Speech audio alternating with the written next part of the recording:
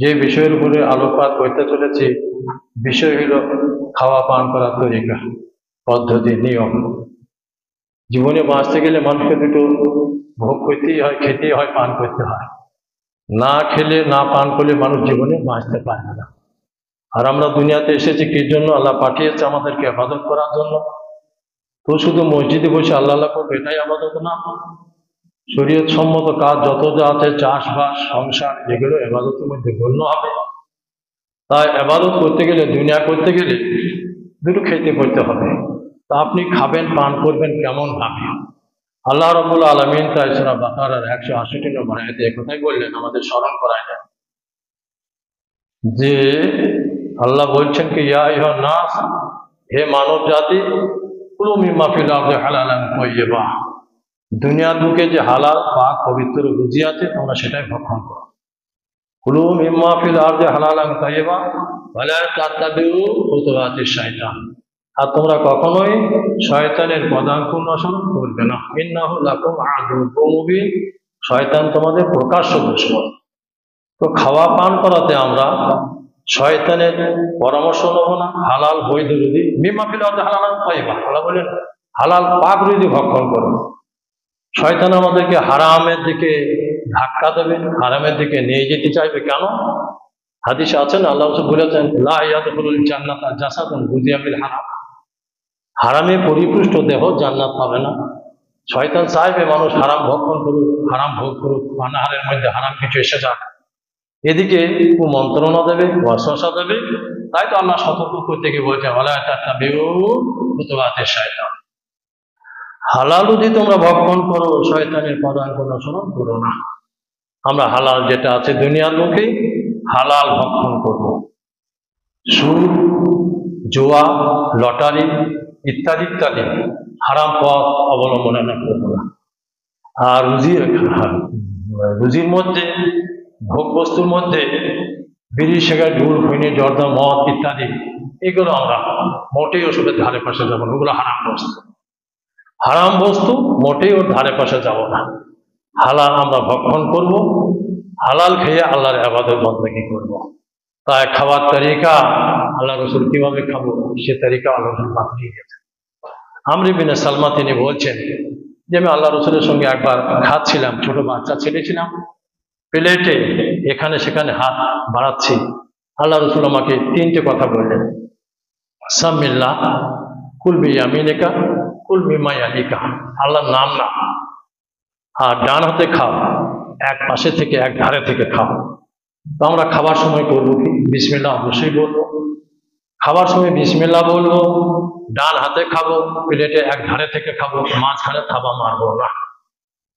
তো বিসমিল্লাহ যদি না বলা হয় তো শয়তান খাবারের শরীক হয়ে যায়। একটা হাদিসে আল্লাহ রাসূল বলছেন, বাড়ি যখন ঢুকবে তখন আল্লাহর নাম নিয়ে বাড়ি প্রবেশ করবে।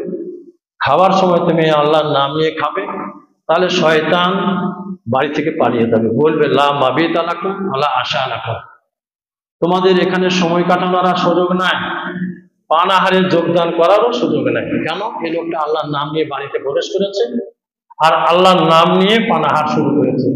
লা মাবিতা লাকুম ওয়ালা আশা লাকুম, সময় কাটানোর সুযোগ নাই, পানাহারে যোগদান করার সুযোগ নাই। আপনি যদি বাড়ি ঢোকার সময় আল্লাহর নাম নিলেন না, সালাম দিয়ে ঢুকলেন না, তাহলে সময় কাটানোর সুযোগ শয়তান পেল। মাবিতা লাকুম, সময় কাটানোর সুযোগ আছে, খাওয়ার সময় আল্লাহর নাম নিয়েছেন, তখন বলবেন না, পানাহারে আর যোগদান করা যাবে না। আর যদি খাওয়ার সময় বিসমিল্লাহ না বলেন, তাহলে শয়তান সাথী সঙ্গীতে বলবে আদরাকতুমুল মাবিতা ওয়া আদরাকতুমুল আশা, আদরাকতুমুল মাবিতা ওয়াল আশা, এখানে সময় কাটানোর তুমি সুযোগ পেলে, পানাহারে যোগদান করারও সুযোগ পেলে। তাহলে আমরা বুঝতে পারলাম এই হাদিস থেকে, আমরা বাড়ি প্রবেশ করবো, আল্লাহর নাম নেবো, আসসালামু আলাইকুম বলে বাড়ি প্রবেশ করবো। মনে রাখবেন, মনে রাখবেন, টুকটাক করে ছোট ছোট কথা যেগুলো আমলের মধ্যে আনার দরকার, বাস্তবে আমলে পরিণত করার দরকার, সেগুলো বলছি, শুনবেন, আমলে আনবেন, তাহলে হাদিস মুখস্থ থাকবে, মনে থাকবে। বাড়ি ঢুকবেন, আসসালামু আলাইকুম বলে বাড়িতে প্রবেশ করবেন, সালাম দিয়ে ঢুকলেন। খাবার সময় আপনি বিসমিল্লাহ বলে খাবেন, ডান হাতে খাবেন, বাচ্চাদেরও অভ্যাস করাবেন, তালিম দেবেন যে ডান হাতে যেন পানাহার করে। ডানাতে যেন পানাহার করে। আল্লাহর নাম নেবো, ডানাতে খাবো, এক ধারে থেকে খাবো। আর খাবার আমরা নষ্ট করবো না, অপচয় করবো না। আমরা অনেক সময় এমন হয় যে খাবার টাবার নষ্ট করি। আর এখন তো বিয়ে শাদীর অনুষ্ঠান চলছে, জালসা জুলুস চলছে, বিয়ে শাদীর অনুষ্ঠান, জালসা জুলুস, এতে আমরা এত খাবার অপচয় করি, নষ্ট করি, যার কোনো সীমা থাকে না। ভাই সকল, এখন খাবারের সচ্ছলতা কত! আল্লাহ রসুলের জামানাতে পেট পুরে খেতে পান নাই। মা আয়েশা সিদ্দিকা রাদিয়াল্লাহু আনহা তিনি বলছেন যে মা সাবিয়া আলো মুহাম্মাদিন ইয়াউমাইনি মুতাতাবিআইনি মিন খুবজ শাইরিন হাত্তা কবর রাসূলুল্লাহ। আমরা আল্লাহ রসুল যতদিন বেঁচে থেকেছেন পরপর দুদিন পেট পুরে খেতে পাই না। মা সাবিয়া আলো মুহাম্মাদিন ইয়াউমাইনি মুতাতাবিআইনি মিন খুবজ শাইরিন হাত্তা কবর রাসূলুল্লাহ। আল্লাহ রসুল যতদিন বেঁচে থেকেছেন আমরা পরপর 2 দিন যে পেট পুরে খেতে পেয়েছি না তা পাই নাই। আল্লাহ, কত কষ্ট থেকে। মা এসে বলছেন মাস পেরিয়ে গেছে, মাস কেটে গেছে, উনুন জ্বলে নাই, চুলো জ্বলে নাই, কি খেতেন আপনারা? ওই দুটো কালো জিনিস, পানি আর খাজুর। পানি আর খাজুরে মাস পেরিয়ে গেছে, মাস কেটে গেছে, হাতছাড়া করেন নাই। আবার আল্লাহ রহমতে আজকে আমাদের কত সচ্ছলতা, কত সচ্ছলতা, আর্থিক সচ্ছলতা আল্লাহ চরম দিয়েছে, তাই আমরা ভোগ করছি, অপচয় করছি। খুব সাবধান, অপচয় করবেন না। হাদিস শোনো, আবু হুরায়রা বয়ান দিচ্ছেন, মুসলিমের হাদিস, রাসূল সাল্লাল্লাহু আলাইহি সাল্লাম একবার ক্ষুধার্ত অবস্থায় বাড়ি থেকে বের হলেন। খুব খিদে লেগেছে, যাই একটু বাইরে, যদি কোথাও কেউ দাওয়াত দেয় একটু হবে। বাইরে আসলেন, রাস্তাতে 2 ব্যক্তির সঙ্গে সাক্ষাৎ। কে সেই 2 ব্যক্তি? আবু বকর সিদ্দিক, ওমর রাদিয়াল্লাহু আনহুমা। আল্লাহ রসুল তাদেরকে দেখে বলছেন মা আখরাজাকুমা ফি হাযিহি সা। এই দুপুর বেলায় রোদের সময়, সন্ধ্যার সময় হইলে হয়তো ইভিনিং ওয়াক, সকালে হইলে নয়তো মর্নিং ওয়াক, দুপুর বেলায় এই চমচমে রোদে মা আখরাজাকুমা ফি হাযিহি সা, এই রোদের সময় বাড়ি থেকে তোমাদেরকে কে বার করলো? কেন বাড়ির বাইরে এখন এলে? দুজনে বলছেন আল জু। রসুল গো, পেটের জ্বালা, খুব খিদে পেয়েছে, তাই বাড়ি থেকে এলাম। যদি রসুলের সঙ্গে সাক্ষাৎ হয়, কোথাও যদি গিয়ে একটু ব্যবস্থা হয়, সেই বলে এলাম। আল্লাহ রসুল বললেন আমারও তো সেই অবস্থা, চলো। আসলেন এক আনসারের বাড়ি, এক আনসার ভাইয়ের বাড়ি আসলেন। তো আসসালামু আলাইকুম বলে যখন দাঁড়াইলেন, ওনার স্ত্রী ভেতর থেকে জবাব দিলেন আর বলছেন মারহাবা মারহাবা, সুস্বাগতম, খুশামদীদ। 3 মহৎ ব্যক্তি এসে গেছেন। মালিক কোথায়? বাড়ির মালিক, উনি পানি আনতে গেছেন।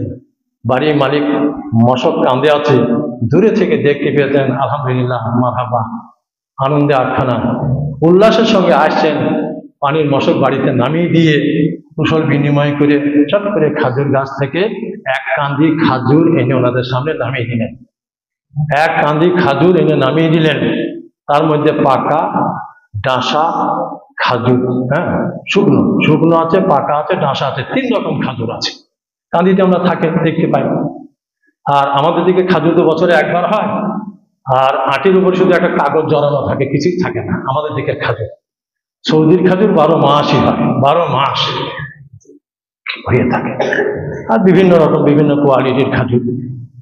একটা গাছ লাগিয়ে দিলে বাঁশের কোড়ার মতো কোড়া ফুটতে থাকে, চারিধারে গাছ হইতেই থাকে। তো খাজুরের কাঁদিটা নামিয়ে দিয়ে বিসমিল্লাহ করে আপনারা খেতে থাকুন। বাস 3 জনে খেতে লাগলেন। তারপর বাড়ি ঢুকে একটা ছুরি, আখাজা সাফরাতা, ছুরি নিলেন। ছুরি নিয়ে কি করবেন? ছাগল জবাই করবেন। উল্লাসের সঙ্গে যাচ্ছেন। আল্লাহ রাসূল বলেন থামো, ইয়াকা ওয়াল হুলুল। তুমি যা উল্লাসে যাচ্ছ, মনে হচ্ছে যে ছাগল বাড়িতে গিয়ে যে ছাগলই পাবে জবাই করে দেবে ভালো করে। খুব সাবধান। ইয়াকা ওয়াল হুলুল, হুলুল মানে হচ্ছে বেশ তাজা দুধওয়ালা, তাজা ভালো দুধওয়ালা ছাগল যেন জবাই করো না। যে ছাগল আর বাচ্চা দেয় না, দুধ নাই, বাচ্চা দেয় না, সেরকম ছাগল জবাই করো। ইয়াকা ওয়াল হুলুল। কি মেজবান দেখুন, কি মেহমান দেখুন, মেহমান কেমন।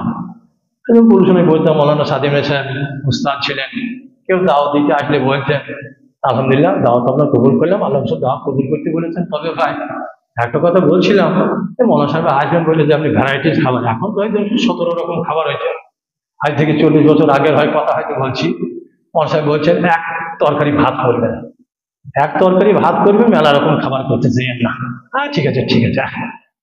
তো আল্লাহ রসুল বলছেন ইজাকা ওয়াল হুলুব, খুব তাজা ছাগল জবাই যেন করিয়ে দিও না, আমার যে আনন্দ উল্লাস দেখছি।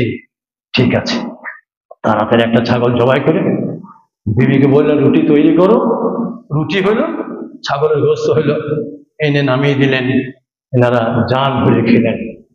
খাওয়া যখন হয়ে গেল তখন আল্লাহ রসুল বলছেন আবু বকর ওমর রাদিয়াল্লাহু আনহুমা দুজন আছেন কাছে, ওনাদেরকে বলছেন আল্লাহ, আল্লাহর কসম শোনো, লা তুসআলুনা আন হাযান নাঈম ইয়াউমাল কিয়ামাহ, লা তুসআলুনা আন হাযান নাঈম ইয়াউমাল কিয়ামাহ, কিয়ামতের দিনে আল্লাহ তাআলা এই নিয়ামত সম্পর্কে জিজ্ঞাসা করবেন।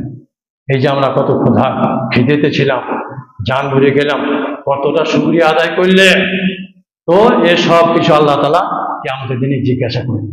বন্ধুরা আমার, তাই আমরা নিয়ামত যে ভোগ করি, দাওয়াত খেতে যাই, দাওয়াত খেতে গিয়ে আমরা কত পাশে ঢিপ করে দিই, গাদা করে দিই, কত নষ্ট করি, কখনো কি একটু ভেবে দেখেছি? আল্লাহ রসুল যে কথাটা বললেন, শুধু এই কথাটা আবু বকর ও ওমরের জন্য ছিল না, বিশ্ববাসীর জন্য কথা। লা তুসআলুনা আন হাযান নাঈম ইয়াউমাল কিয়ামাহ, তোমরা যে নিয়ামত ভোগ করছো, দাওয়াত যে তোমরা খাচ্ছ, তো এ সম্পর্কে আল্লাহ তাআলা কিয়ামতের দিনে জিজ্ঞাসা করবেন। আমরা দাওয়াত খাওয়ার পর মেজবানকে কতখানি দোয়া দিয়েছি, দাওয়াত খাওয়ার পরে তাকে দোয়া দিতে হয়, আল্লাহর শুকরিয়া আদায় করতে হয়। সূরা বাকারা 172 নম্বর আয়াত, 168 নম্বর আয়াত শুনেন, 172 নম্বর আয়াত আল্লাহ কি বলেন, ইয়া আইয়ুহাল্লাযীনা আমানু কুলু মিনাত তাইয়্যিবাত, তোমরা পাক রুজি ভক্ষণ করো, ওয়াশকুরু লিল্লাহ, আল্লাহর শুকরিয়া আদায় করো, ইন কুনতুম ইয়াহু তা'বুদুন, তোমরা যদি আল্লাহর ইবাদতকারী হও, ওয়াশকুরু লিল্লাহ, আল্লাহর শুকরিয়া তোমরা আদায় করো। পাক রুজি ভক্ষণ করতে হবে, আল্লাহর শুকরিয়া আদায় করতে হবে। তাই দাওয়াত খাওয়ার পর আলহামদুলিল্লাহ, আল্লাহ না রুজিতে বরকত দেন, আল্লাহুম্মা বারিক লাহুম ফীমা রাযাকতাহুম ওয়াগফির লাহুম ওয়ারহামহুম, আল্লাহ না রুজিতে তুমি বরকত দাও, ওয়াগফির লাহুম ওয়ারহাম, আল্লাহ তুমি এর উপর রহম করে ক্ষমা করো। এইভাবে মেজবানকে দোয়া দিতে হয়। আর দাওয়াত খাওয়ার পর আমরা, এটা হয়েই থাকে, বয়স তো অনেকটা হয়ে গেল, আপনারা বুঝতে পারছেন, দাওয়াত খাওয়ার পর চলে আসছি, মন্তব্য করছেন, বিরিয়ানি করে দেবে, বিরিয়ানি হলো, সালাদ থেকে বাবু চাই দেবে, একটু জান ভর্তি খেয়ে, কোথা থেকে পচা মার্কা বিরিয়ানি বাবু চেয়ে পচা বিরিয়ানি খাইয়ে দিল। আবু হুরায়রা বয়ান দিয়েছেন সেই বুখারীর হাদিস, আল্লাহ রাসূল আবু হুরায়রা বলছেন, মা আবান নবী সাল্লাল্লাহু আলাইহি ওয়াসাল্লাম তাআমান ইনিস্তাহু আকালাহু ওয়া ইন কারিহাহু তারাকাহু, রাসূল সাল্লাল্লাহু আলাইহি ওয়াসাল্লাম কখনোই কোনো খাবারের দোষ বের করেন নাই। আমরাও তাই উচিত হবে, মেজবান যেমনটাই ব্যবস্থা করেছে, আলহামদুলিল্লাহ বিসমিল্লাহ বলে খাবো, আলহামদুলিল্লাহ বলবো, দোয়া দিয়ে দেবো, তারপর যদি তেমনটাই মন্তব্য করতে হয়, আলহামদুলিল্লাহ বিরিয়ানিটা ভালো হয়েছে, তবে নুনটা একটু কম হলে আরো ভালো হতো, সত্যি ভালো হয়েছে, নুনটা একটু কম হলে আরো ভালো হতো, খুব ভালো হয়েছে, আলুটা একটু সেদ্ধ হলে, একটু নরম হলে আরো ভালো হতো, এটা আবার বিরিয়ানি হলো, এবার হলো, ও হলো, কত না দোষ আমরা বের করি, খুব সাবধান। আল্লাহ রাসূল কি বলেন, লা তুসআলুনা আনিন নাঈম, লা তুসআলুনা আন হাযান নাঈম ইয়াউমাল কিয়ামাহ, এই নিয়ামত যে তোমরা ভোগ করছো, কতখানি আল্লাহর শুকরিয়া আদায় করছো, সে সম্পর্কে আল্লাহ জিজ্ঞাসা করবে। আর শুকরিয়া আদায় করতে হবে। আল্লাহ রাসূল কখনোই কোনো খাবারের দোষ বের করেন নাই, আমরা দোষ বের করবো না, কখনো না। কেমন ছিল বিরিয়ানি, কেমন গেল, আলহামদুলিল্লাহ, আল্লাহ খুব খাইলে, বেশ খেলে, মনে রেখে দেবেন, কখনোই কোনো খাবারে দোষ বের করবেন না, আর খাবার নষ্ট করবেন না। আল্লাহ রাব্বুল আলামিন কি বললেন সূরা আরাফের 31 নম্বর আয়াত, সূরা আরাফের 31 নম্বর আয়াতে আল্লাহ রাব্বুল আলামিন কি বলেন, ইয়া বানি আদম খুযু যিনাতাকুম ইনদা কুল্লি মাসজিদ, আদম সন্তান মসজিদে আসবে যিনাতের সঙ্গে। তারপরে বলেন ওয়াকুলু ওয়াশরাবু ওয়া লা তুসরিফু ইন্নাহু লা ইউহিব্বুল মুসরিফিন, তোমরা খাও পান করো, অপচয় করবে না। কুলু ওয়াশরাবু ওয়া লা তুসরিফু, খাও পান করো, অপচয় করবে না। ইন্নাহু লা ইউহিব্বুল মুসরিফিন, আল্লাহ অপচয়কারীকে কখনো পছন্দ করেন না, আল্লাহ অপচয়কারীকে কখনোই পছন্দ করেন না, অপচয় করবেন না। তো হয় কি, আল্লাহ রাসূল খাবার যে নিয়ম বলে দিয়েছেন, আমাদের প্রথম থেকে এ পর্যন্ত অভ্যাস আছে, হাদিসে আছে, বলা আছে আল্লাহ রাসূল বলেছেন পেটের এক অংশ খালি করে খাবে, এক অংশ খালি করে খাবে। তো এক অংশ খালি রেখে যদি আমি খাবারের সমাপ্তি ঘটাই, খাবার নষ্ট হবে না? এক অংশ খালি রাখবো, এরকমটা মনোভাব নিয়ে যদি আমরা বাড়িতে বা দাও খেতে গিয়ে যদি এরকমটা মানসিকতা থাকে, তাহলে খাবার নষ্ট হবে না। আর যদি এরকমটা মন মানসিকতা নিয়ে খায়, মোটামুটি খেতে খেতে খেতে খেতে এই পর্যন্ত খাবো যেন রাতের বাড়িতে না খেতে হয়। দুপুরে আমরা দাওয়াতটা এমন ভাবে খাই, খেতে হাঁ করবো তো আপনি গোস্তের রুটি এই পর্যন্ত দেখতে পাবেন। এটা তো সুন্নত নয়, এটা আল্লাহ রাসূলের তরিকা নয়। ওইভাবে খেয়ে আপনার 2-4 কাঠা জমিও বাড়বে না, আর 2-1 তলা বিল্ডিংও হবে না। খামখা আপনার শরীরকে খারাপ করা হবে। তাই খাবারে পেটের এক অংশ খালি থাকবে, এরকমটা মন মানসিকতা নিয়ে যদি আপনি খাবার খান, খেতে বসেন, খাবার নষ্ট হবে না। ওই যে হাদিস একটু আগে শুনলেন, মুসলিমের হাদিস, আল্লাহ রাসূল বললেন এই যে নিয়ামত তোমরা ভোগ করছো, আল্লাহ রাব্বুল আলামিন কিয়ামতের দিনে তোমাদেরকে জিজ্ঞাসা করবেন কতখানি শুকরিয়া আদায় করেছো, কতখানি নষ্ট করেছো, কেন নষ্ট করলে, অপচয় কেন করলে।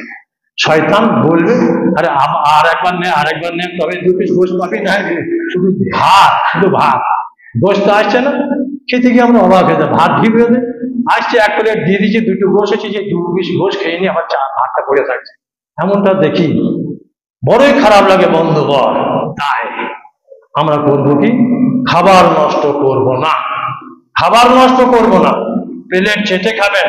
জাবের বয়ান দিচ্ছেন মুসলিমের হাদিস, জাবের বয়ান দিচ্ছেন মুসলিমের হাদিস, আন্নান নবিয়্যা সাল্লাল্লাহু আলাইহি ওয়াসাল্লাম আমারা না, আল্লাহ আমাদেরকে আদেশ দিয়েছেন বেলাকিন আসাবি ওয়া সাহফাতি, প্লেটকে আঙ্গুলকে চেটে খেতে বললেন। আর ইন্নাকুম লা তাদরুনা ফি আইয়াতিল বারাকাত, আর রাসূল বললেন লা তাদরুনা আইয়াতিল বারাকাত, খাবারের কোন অংশের মধ্যে বরকত আছে তোমরা জানো না, আল্লাহ ভালো জানছেন। আল্লাহ ভালো জানছেন কোন অংশের মধ্যে বরকত আছে। তাই আমরা প্লেটকে চেটে খাবো, হাতকে চেটে খাবো, প্লেট চেটে খাবো। একবার ঘটনা হয়তো কখনো বলেছি নাকি জানি না, হুযায়ফা রাদিয়াল্লাহু আনহু ইরানকে জয় করলেন, তখন ইরানকে ওনারা যখন জয় করলেন, ইরানের বাদশাহ হুযায়ফা রাদিয়াল্লাহু আনহুকে আলোচনার জন্য দাওয়াত দিয়েছেন। বাস শাহী দস্তরখান বিছানো হয়েছে, সেরকম রাজকীয় খাবার, হুযায়ফা রাদিয়াল্লাহু আনহু খেতে বসেছেন, খাচ্ছেন সাথী সঙ্গীদেরকে নিয়ে, খেতে খেতে খাবারের একটা অংশ দস্তরখানে পড়ে গেছে। উনি সেটা উঠেই খেতে যাচ্ছেন, সাথীরা বলছেন দস্তরখান থেকে খাবার উঠাবেন না, ওই যে সব বসে আছে রথী মহারথীরা দেখছে আপনাকে, ওরা আপনাকে ঘৃণার চোখে দেখবে, খাটো চোখে দেখবে, খারাপ মনে করবে, খাবার আপনি উঠিয়ে নেবেন কেন। হুযায়ফা রাদিয়াল্লাহু আনহু তিনি বলছেন আতরুকু সুন্নাত রাসূলিল্লাহ লিহাউলাইল হামকা, আতরুকু সুন্নাত রাসূলিল্লাহ লিহাউলাইল হামকা, আমি কি এই বেওকুফদের জন্য আল্লাহ রাসূলের সুন্নাতকে বর্জন করব। আল্লাহ রাসূল বলেছেন খাবারের কোনো অংশ উড়ে গেলে সেটাকে উঠিয়ে খাবে। লা তাদরুনা ফি আইয়াতিল বারাকাত, খাবারের কোন অংশের মধ্যে আল্লাহ বরকত রেখেছেন আল্লাহ তিনিই ভালো জানেন, তোমরা জানো না।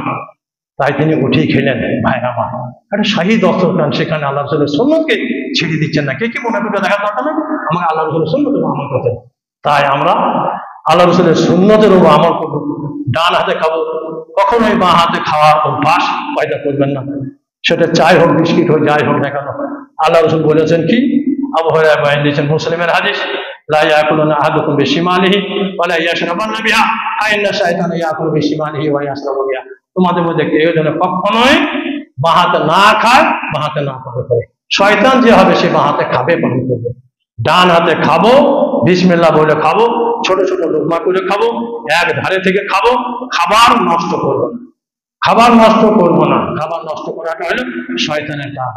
আল্লাহ কিয়ামতের দিনে আমাদেরকে অবশ্যই জিজ্ঞাসা করবেন।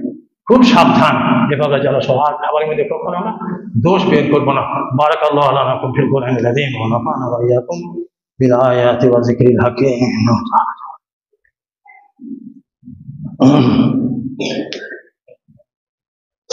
আলহামদুলিল্লাহি ওয়াহদাহু ওয়াস সালাতু ওয়াস সালামু আলা মান লা নাবিয়্যা বা'দাহু। আম্মা বা'দ, আউযু বিল্লাহি মিনাশ শাইতানির রাজীম। বিসমিল্লাহির রহমানির রহিম। ইয়া আইয়ুহাল্লাযীনা আমানু ইন্নামাল খামরু ওয়াল মাইসিরু ওয়ান নিসাউ ওয়াল আজলামু রিজসুম মিন আমালিশ শাইতান ফাজতানিবুহু লাআল্লাকুম তুফলিহুন। আমরা দুঃখের বিষয়, পরিতাপের বিষয়, বহু জায়গায় ঘুরতে হয় মাসার সঙ্গে যুক্ত থাকতে গিয়ে।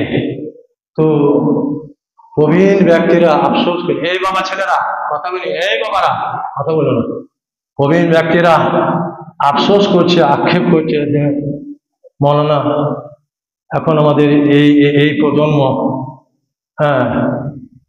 মদ ধরে ফেলেছে, বোতল চালাইছে, সর্বনাশ করেছে, সর্বনাশ করেছে। হয়তো পরিবেশে দেখছে অমুসলিম ছেলেদের বা আরো বোকাটে ছেলে যারা আছে তাদের দেখা দেখে হয়তো মদ পান করা ধরেছে, মদের নেশা সর্বনাশা। আমাদের ছেলেরা এখন মদ পান করা ধরেছে, সর্বনাশের পথে আগিয়ে গেছে, ওটা হারাম। আজকে 26শে জুন, এখন প্রতি বছর দেখি 26শে জুন বিশ্ব আন্তর্জাতিক মাদক বিরোধী দিবস পালিত হয় প্রত্যেক বছর 26শে জুন। মাদক বিরোধী দিবস পালিত হয়। দেখি ওই দিনে প্ল্যাকার্ড নিয়ে, পোস্টার নিয়ে ক্লাবের তরফ থেকে, কোনো সংগঠনের তরফ থেকে ঘুরে বেড়ায়, ড্রাগ আর নয়, মদের নেশা সর্বনাশা, বার্তা দাও বিশ্বময়, ড্রাগ আর নয়, এই যে বার্তা দিচ্ছে। আজ থেকে 1400 বছর আগে আল্লাহ রাব্বুল আলামিন কোরআন নাজিল করে আমাদেরকে বার্তা দিয়ে দিলেন। সূরা মায়েদার 90 নম্বর আয়াত দেখুন। সূরা মায়েদার 90 নম্বর আয়াতে আল্লাহ কি বলছেন? ইয়া আইয়ুহাল্লাযীনা আমানু, হে ঈমানদারেরা, ইন্নামাল খামরু ওয়াল মাইসিরু ওয়াল আনসাবু ওয়াল আজলামু রিজসুম মিন আমালিশ শাইতান ফাজতানিবুহু লাআল্লাকুম তুফলিহুন। মদ, জুয়া, বেদি, তারপরে দাবা, তাস, এসব রিজসুম মিন আমালিশ শাইতান, এটা হলো জঘন্য নোংরা কাজ, শয়তানি আচরণ। ফাজতানিবুহু, তোমরা এ থেকে সতর্ক থাকো, বিরত থাকো, লাআল্লাকুম তুফলিহুন, যদি নাজাত পেতে চাও, নাজাত পেতে চাও। তাই যুবকেরা বোঝে না, যৌবনে উত্তল তরঙ্গের সময় তারা মদ, জুয়া, লটারি, কত কিসে তারা মশগুল মুক্ত হয়ে যায়, সর্বনাশ ডেকে আনছে, সর্বনাশ তারা ডেকে আনছে। আল্লাহ রাসূল একটা হাদিসে এক ব্যক্তিটার নাম কি, আমর বিন মাইমুন ওয়ারদি, তাকে উপদেশ দিতে গিয়ে, আরো আছেন সব, তাদেরকে উপদেশ দিতে গিয়ে আল্লাহ রাসূল বললেন, শোনো, 5টা জিনিসের আগে 5টা জিনিসকে বড় মূল্যবান মনে করবে। ঈদ তানিম খামসান কাবলা খামসিন, 5টা জিনিসের আগে 5টা জিনিসকে তোমরা খুব কদর করবে, মূল্যবান মনে করবে। 1 নম্বর কি বললেন? শাবাবাকা কাবলা হারামেকা, তুমি তোমার যৌবনটাকে বড় মূল্যবান মনে করো বার্ধক্য এসে যাওয়ার আগে। সেহাতাকা কাবলা সুকমেকা, সুস্থতা একে তুমি মূল্যবান মনে করো অসুস্থ হয়ে যাওয়ার আগে।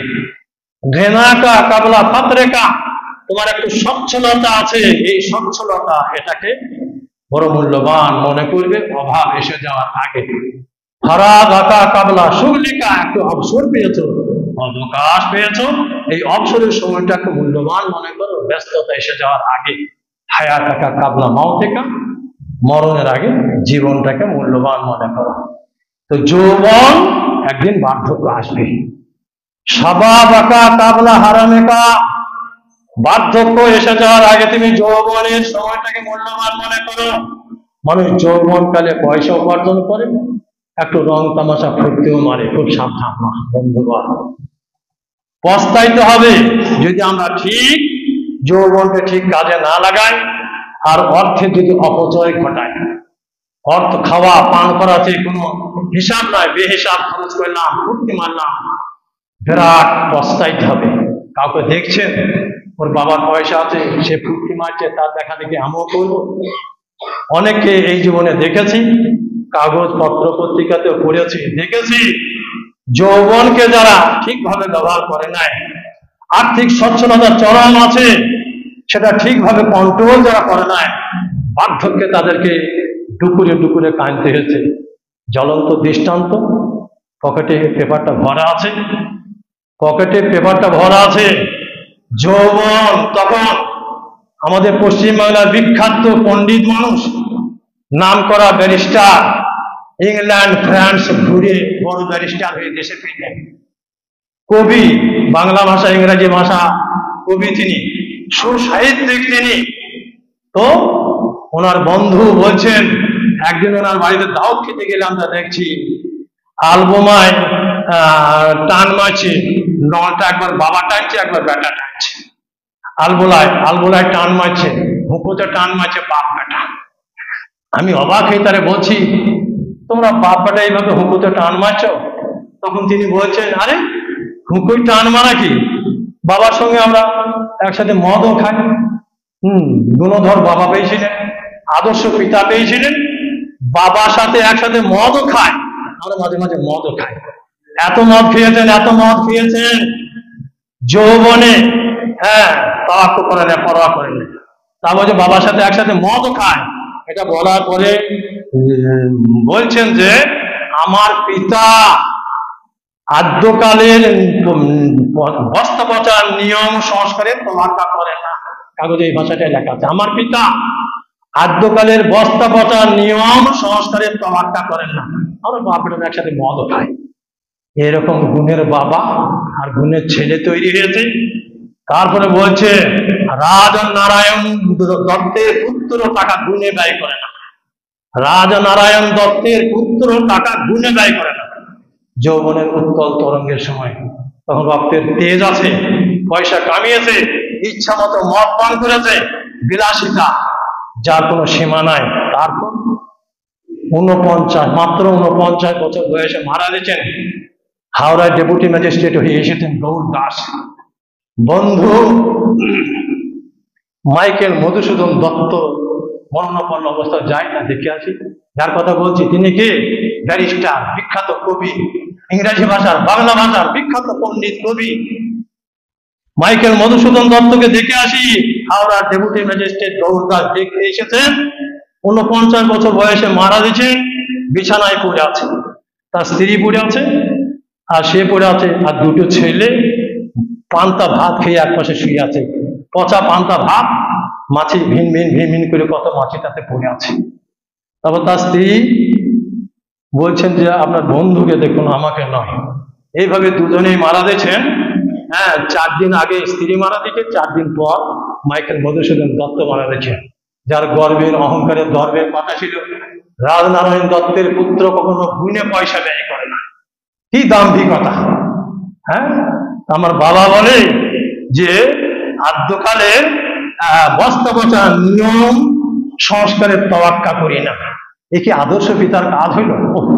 আমরা যদি ওই রকম মানুষের সংস্পর্শে উঠি বসি, ওই রকম ব্যক্তিকে যদি ফলো করি, তাহলে হবে কি পস্তাইতে হবে, ডুকুরে কাঁদতে হবে। খুব সাবধান ভাইয়ের আমার।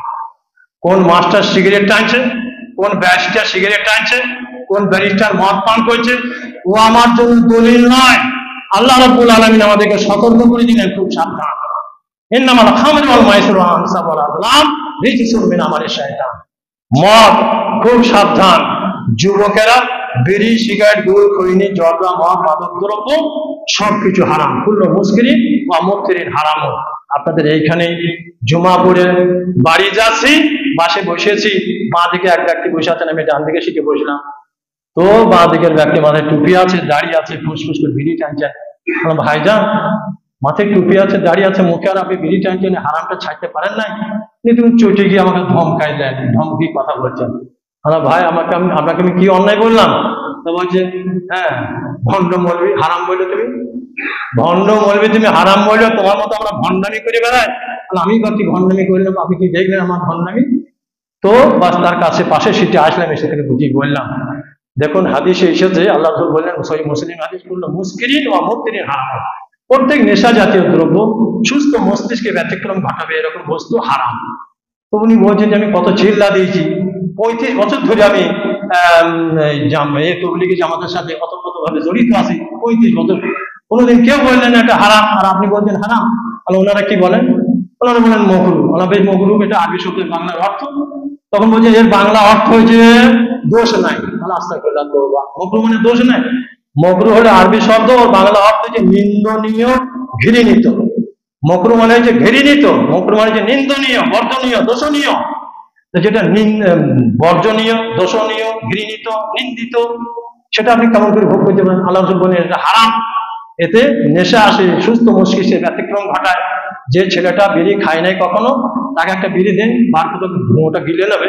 আমিও খেয়ে দেখেছি বিড়ি সিগারেট, হ্যাঁ, কিছুক্ষণ টান দেওয়ার মধ্যে যে মাথা ঘুরছে, গুল দিয়ে একদিন দান মাঝে, লোকে গুল দিয়ে দান মাঝে দেখি কেন দাঁতটা শিশির করছে, বাস গুল দিয়ে বেশ খানিক দান মাজার পরে ঘরে উঠে আটকে দিন হামাগুড়ি দিয়ে ঘর ঢুকিলাম। একদিন এক মৌলবী বক্তা ব্যবসা করতে মাঝে মাঝে যাইতো, সে মৌলবী জ্বর দেওয়া পান খায়, আমাদের বলছে পান খাবে, আমরা তাই মিষ্টি পান হলে গোল দিয়ে ভাত খেলাম, তো মিষ্টি পান হলে মুখটা একটু স্বাদটা পাল্টাইতো, মিষ্টি পান হয়তো আনা করা, তো সে চোখ টিপি দিয়েছে, মানে দুটোই একই মাল নিয়ে আসবে, বাস নিয়ে এসে তো আমি তো মিষ্টি পান বলে মুখে ভরে বেশি বাড়িতে লেগেছি, তখন হিক্কি হিক্কি করে এমন হিচকি উঠতে লাগলো, ওই যে ভেতরটা ভাত সব চলে আসবে। তো জর্দা যত খতরনাক, ভুল যত খতরনাক, বিড়ি সিগারেট যত খতরনাক, একটু করে টেস্ট করে দেখেছি। কুল্লু মুসকিরিন ও মুফতিরিন হারামুন। অনেক ভাইয়ের বদ অভ্যাস আছে, আপনি খেয়ে খেয়ে পেকে দেন, আপনার নেশা হবে না, আপনার ইয়ে হবে না, কিন্তু যারা খায় না তাদেরকে দেন, মস্তিষ্কে ব্যতিক্রম এসে যাবে, নেশা এসে যাবে, এগুলো হারাম, ওটাই খাবেন না। ভাইকে যখন বুঝিয়ে বললেন, উনি তখন বললেন বেশ ঠিক আছে, আমি তওবা করলাম, আর খাবো না। ভাই খাবো না বললে হবে না, পকেটে যে কটা ফেলে দেন, তবেই জানবো যে আমার তওবাটা ঠিক হয়ে যায়, তওবাটা ঠিক কাজে লেগেছে। উনি তাই করলেন, পকেটে বিয়ে করে ফেলে দিন। এই 35 বছর ধরে তবলিগ জামাতে ঘুরছে, কোনোদিন বললেন না যে এটা খেতে নেই, হারাম। মানে যাই হোক, ওনার দলটিকে লাগার লেগে হয়তো মানুষ বিগড়ে না যায়, পালিয়ে না যায়, হাত ছাড়া না হয়ে যায়, সেগুলি হয়তো ঘিরে ঘুরে ওনারা রাখেন হয়তো। তো কথা হচ্ছে ভাই, আমরা হারাম বস্তু কখনোই ভোগ করবো না, হারাম জিনিস কখনোই আমরা ভোগ করবো না, হালাল জিনিস ভোগ করবো না। আর খাওয়ার পর মেজবানকে দোয়া দেবেন, আপনিও দোয়া করবেন। দোয়াটা আমার পকেটে কাগজে লেখা আছে, দোয়াটা করে লাভ কি পাবেন? আল্লাহ রাসূল বলছেন দোয়াটা আপনি পড়বেন, আলহামদুলিল্লাহিল্লাযী আতামানি হাযা তাআম ওয়া রাযাকানিহি মিন গায়রি হাওলিন মিন্নি ওয়ালা কুওয়া। আলহামদুলিল্লাহিল্লাযী হাযা তাআম ওয়া রাযাকানিহি মিন গায়রি হাওলিন মিন্নি ওয়ালা কুওয়া। এই দোয়াটা আপনি খাওয়ার পর বলবেন। গুফিরা লাহু মা তাকাদ্দামা মিন যামবি, আপনার বিগত গুনাহ মাফ হয়ে যাবে। আল্লাহু আকবার। কাপড় পরার সময় বলবেন আলহামদুলিল্লাহিল্লাযী কাসানি হাযা রাযাকানিহি মিন গায়রি হাওলিন মিন্নি ওয়ালা কুওয়া। হ্যাঁ, কাপড় পরার সময় বলবেন আলহামদুলিল্লাহি কাসানি হাযা, আর খাবার সময় বলবেন আলহামদুলিল্লাহি আতামানি হাযা। কাপড় পরাতে বলবেন আলহামদুলিল্লাহি কাসানি হাযা রাযাকানিহি মিন গায়রি হাওলিন মিন্নি ওয়ালা কুওয়া। গুফিরা লাহু মা তাকাদ্দামা মিন যামবি ওয়া মা তাআখারা। জীবনের আগের পিছের গুনাহ মাফ হয়ে যায়। এতটা ফজিলত যখন আছে, ছোট্ট একটা দোয়াতে আপনি খাবার খেলেন, হ্যাঁ প্রয়োজন আছে খাবার, সেটা খেয়ে নিলেন, অপচয় করবেন না, যেমনটা পারবেন তেমনি খাবেন। আর একটু পেট খালি করে খাবেন। বিয়ে খেতে যান, জালসার দাওয়াতে যান, আর কোথায় যান, আর কোথায় যান, যাই করবেন তাই করবেন, খাবারকে নষ্ট করবে না কিয়ামতের দিন হিসাবে। সুম্মা লা তুসআলুনা আন হাযা নাইম ইয়াওমাল কিয়ামাহ। রাসূল বললেন কিয়ামতের দিন আল্লাহ তাআলা আপনাকে জিজ্ঞাসা করবেন কেন অপচয় করেছে। আর সূরা ইসরা 27 নম্বর আয়াত, সূরা ইসরা 27 নম্বর আয়াত খুলে দেখুন, আল্লাহ বললেন যে ইন্নাল মুবাযযিরিনা কানু ইখওয়ানা শায়াতিন। অপচয়কারী শয়তানের ভাই, অপচয়কারী শয়তানের ভাই। কোনো সময় অপচয় করবে না, নষ্ট করবে না, নষ্ট করলে আল্লাহ নিজেই বলেন তুমি শয়তানের ভাই হয়ে গেলে। খাবার আমরা পান করব, সুন্নতের তরিকা যেটা আছে সেই তরিকা মতো পান করব। আর খেতে খেতে, এটা শেষ হাদিস, সহিহ মুসলিমের শেষ হাদিস, আনাস বিন মালিক থেকে বর্ণিত সহিহ মুসলিমের শেষ হাদিস, এটা খুতবার শেষ হাদিস কি, ইন্নাল্লাহা ইয়ারদা আনিল আবদি, ইন্নাল্লাহা ইয়ারদা আনিল আবদি আয়াকুলা আল আকলাতা ফায়াহমাদাহু আলাইহি ইয়াশরাবা শারবাতা ফায়াহমাদাহু আলাইহি। এক লুকমা খাবার খেলো, আলহামদুলিল্লাহ বলল, এক ঢোক পান করলো, আলহামদুলিল্লাহ বলল, আল্লাহ সেই ব্যক্তির উপরে সন্তুষ্ট থাকেন, খুশি হন, রাজি হন। আলহামদুলিল্লাহ, কিছু খরচ হবে না, কিছুই কষ্ট হবে না, সময় নষ্ট হবে না। 2-4 বার খেলেন, আলহামদুলিল্লাহ।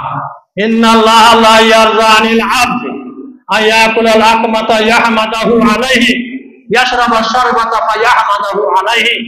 আল্লাহ খুশি হন, সন্তুষ্ট থাকেন সেই বান্দার উপরে যে 2-1 মুঠো ভক্ষণ করে আর বলে আলহামদুলিল্লাহ, একটু পান করে আর বলে আলহামদুলিল্লাহ। এটা যে করে আল্লাহ তার প্রতি খুশি থাকেন। আমরা পারবো না আলহামদুলিল্লাহ বলতে, তাই নিয়ামত আমরা ভোগ করছি, আল্লাহ শুকরিয়া আদায় করবো। ওয়াশকুরুলিল্লাহ ইন কুনতুম ইয়্যাহু তা'বুদুন। আল্লাহ শুকরিয়া আদায় করো যদি তুমি আল্লাহর আবেগ বান্দা বনতে চাও। ভাই সকল, কথাগুলো যা বললাম কোরআন ও সহিহ হাদিসের আলোকে এর প্রতি আমরা আমল করার চেষ্টা করব ইনশাআল্লাহ। আল্লাহ আমাদের তৌফিক দেন। বারাকাল্লাহু লানা।